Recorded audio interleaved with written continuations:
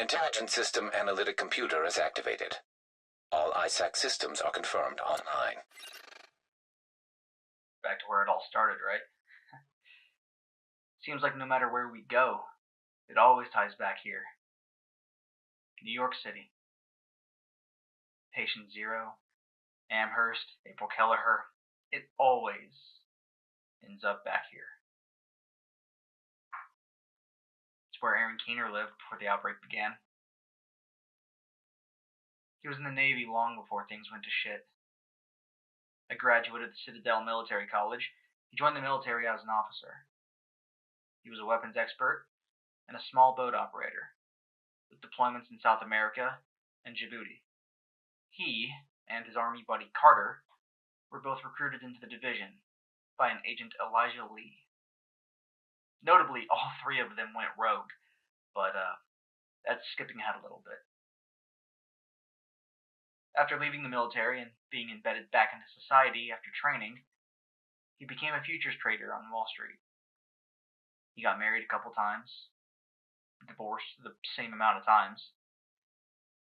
He was incredibly smart, putting up high marks in every intel and psych test he was given. Not only that, but he was charismatic.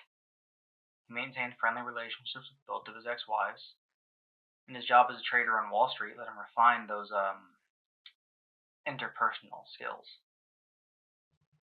He was regarded as a prototypical candidate for the division, and being in New York City when shit hit the fan, he was activated under the first wave, mainly undergoing operations within the Dark Zone, prior to the JTF retreat. Aaron Keener, call sign Vanguard, was on task to extract some civilians out of the Dark Zone, getting innocents out of harm's way and all that. But a gang of Rikers followed them out and ambushed them on the corner of 1st Ave and East 23rd. They took cover in a nearby apartment building, and Keener called the JTF, hoping for an extraction, but they were, denied. Are you listening to me? I brought these people out of the Dark Zone and we were followed. I tried to hold up in a JTF safe house, but the Rikers out there didn't back off. If you don't pull us out, these people are all dead. It's Lima Charlie Vanguard, but that zone is too hot for extraction. You'll sit tight and wait further instructions. Angel 6 out. So that's it? We just wait to die? Not if I can help it. Shortly after the JTF denied that extraction, a Molotov cocktail broke through the window of the apartment, killed most of the civilians present. Keener survived, staggering back to regroup with the rest of his cell after taking all his losses. In his after-action reports, he seemed... Is pissed the right word? I'll go with pissed for now. God damn it!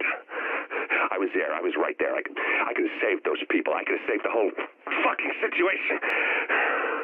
Here's what I don't get.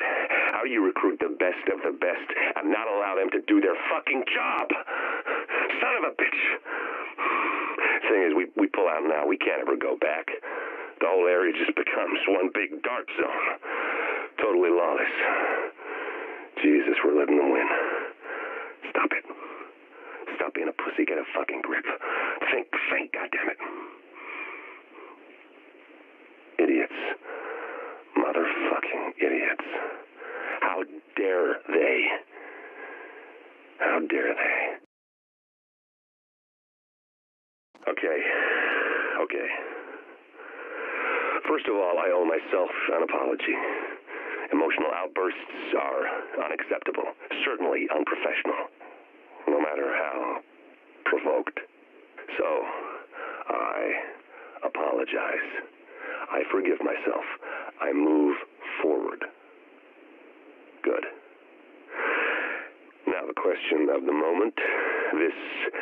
This betrayal. This changes things. Things have changed. This is clear. We have been lied to. We are sent to do a job. Things get tough.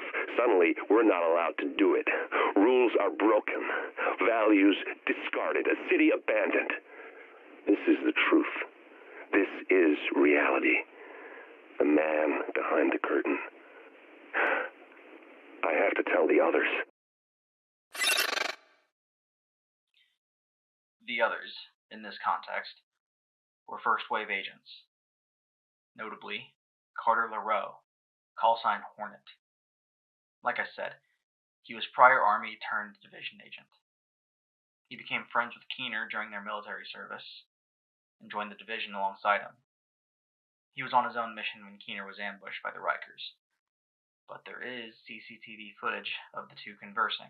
They had to dig a 9mm out of the camera, but the footage survived. Isaac, pull it up. Can't believe the bullshit that went down in the dark zone at the end there. I know.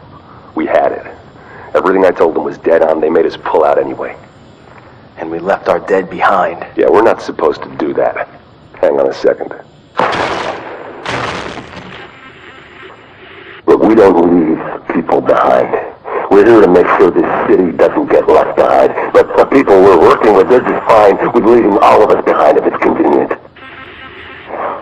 Look, I don't agree with every decision that's been made, but I am saying it's time to leave them behind. Their model doesn't work anymore. If we're smart, we cut it loose before it drags us down, before it kills us. You're talking treason. I'm talking common sense. Look around. There's nothing left to save. The JTF is trying to save a Manhattan that doesn't exist anymore. It is all about power now. Power and survival. They are done, but I am not. And you won't be either. Not if you work with me.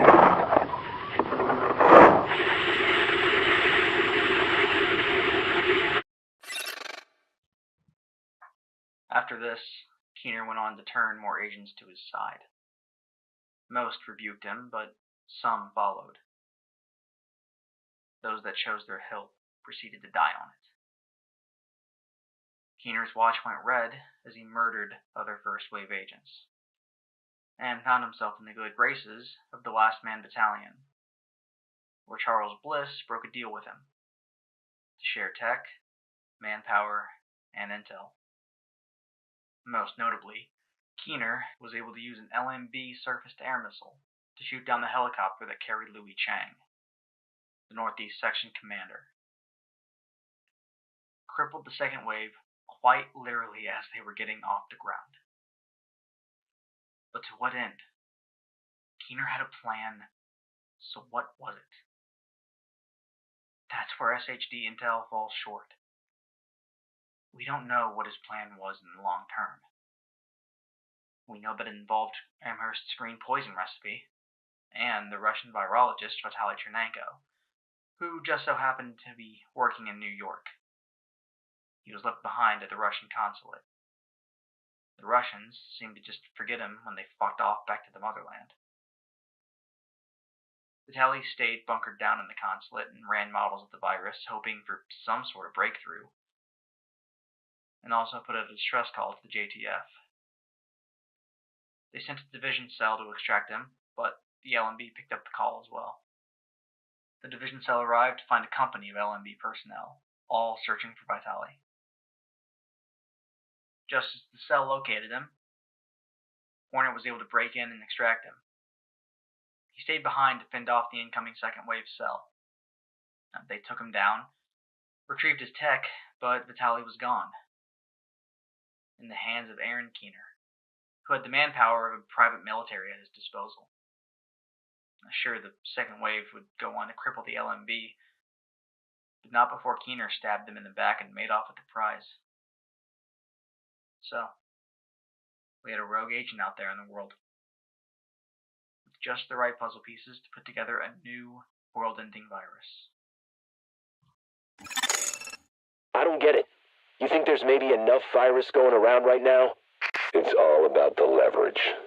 If I've got my hands on the dollar flu starter kit, this green poison that someone cooked up, then certain people are going to be a lot more reluctant to take a run at me. A gun's a lot better for self-defense than a weaponized virus. Stop thinking small. Start thinking possibilities. There's no medical infrastructure anymore. It's the Wild West out there, but less civilized.